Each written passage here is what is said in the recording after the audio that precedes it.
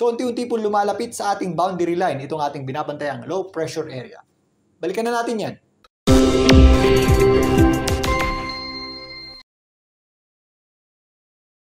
Welcome po muli sa Philippine Weather Trivia. Again, para po sa mga bago sa channel na to, ako nga po muli si Alvin Pura, isang meteorologist at ang inyong weather tito. So unti-unti pong lumalapit sa ating boundary line itong ating binabantayang low pressure area. Ito po ay huling namataan ng Pag-asa sa layong 1,200 kilometers southeast ng Mindanao. Nasa labas nga ng ating Philippine Area of Responsibility. So ito po ay nasa around 100 kilometers na lamang po ang layo sa ating boundary line. So anumang oras ngayong gabi o mamayang early morning, posible na po yung makapasok sa loob ng ating Philippine Area of Responsibility. Sa kasalukuyan, nasa labas pa nga ito ng ating PAR at malayo pa sa anumang bahagi ng ating bansa. Wala pa po itong direktang epekto sa ating bansa. Ito pong mga flare-ups ng kaulapan, yan po yung mga thunderstorms natin na nabubuo tuwing hapon at gabi. Isolated lamang po yan, wala pong kinalaman pa dito sa ating bagyo. Pero again, mag-ingat po tayo kapag nakakaranas tayo ng mga thunderstorms dahil biglang buhos po yan ng malalakas na pag-ulan na posible pong magpabaha at may kasama rin po yung pagkulog at pagkidlat. Mga localized na thunderstorms din ang ating nararanasan dito po sa ilang bahagi ng Northern Luzon, dyan po sa may area ng Ilocos, kasama na po dyan ang western section ng Central Luzon. Pero generally, makakaranas pa rin po tayo ng maalinsangang panahon bukas dahil doon sa tinatawag nating easterlies at medyo mataas nga yung ating tsansa ng pag-ulan at thunderstorms. Pero bukas, after makapasok na itong ating low pressure area sa loob ng ating PAR,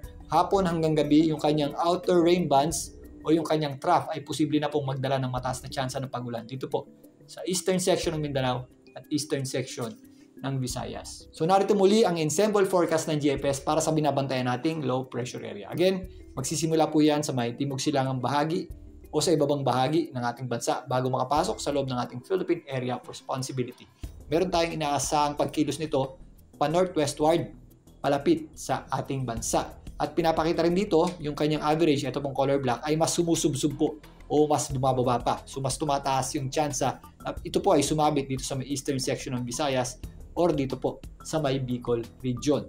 After po niyan, maaari po itong mag-recurve at kumuha muli ng lakas mula dito sa Philippine Sea. Mula dyan, yan po ay posibleng lumakas at mag-intensify into isang bagyo. At if ever, yan po ay tatawagin natin bagyong Aghon. Pero again, dahil malayo pa at mahinang system pa po ito, posible pa po yung magbago. Pero ito po yung ating general area na pagtutuunan ng pansin. Maaari po yung mas kumaliwa ng onte o sumayad sa lupa or mas kumana naman ng bahagya at mag-recurve ng mas maaga. So narito muli ang climatological track o kadalasan dinadaanan ng bagyo kapag buwan ng Mayo na nagmula sa Pag-asa. So mas mababa nga natin inaasahan magsimula itong ating low pressure area. So, hindi po nalalayo dito yung ating inaasahan general direction nitong ating sama ng panahon. So papunta sa ating bansa at recurve paitaas. So share ko lang tong kaso ng bagyo noong 2021, ang bagyong Dante. May pagkakahawig po yan sa ating binabantayang sama ng panahon ngayon. Medyo mababa rin po yan magsisimula at end of May o katapusan ng Mayo naganap. Pero again ang bagyo ay parang fingerprint. Maaaring may magkakahawig pero wala pong eksaktong magkakatulad yan. Para dito sa kaso na to, ito po yung initial forecast ng Pag-asa. Mula sa ibaba, recurve, paitaas at palayo sa ating bansa. Pero kalaunan, ito po yung nangyaring track o actual na dinaanan ng bagyong Dante.